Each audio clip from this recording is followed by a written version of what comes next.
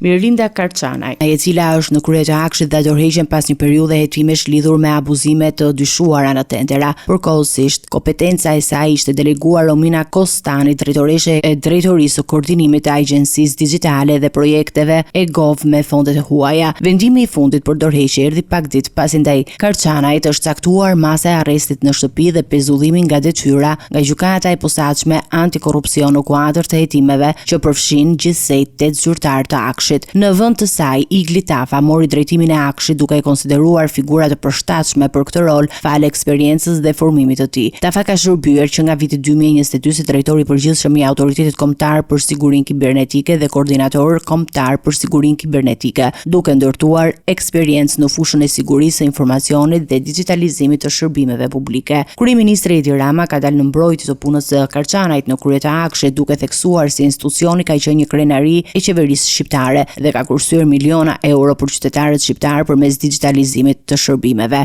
Emrimi i Tafës pritet të vijojë reformimin e fuqizimit të rolit të Akshit në fushën e shërbimeve digjitale dhe sigurisë kibernetike.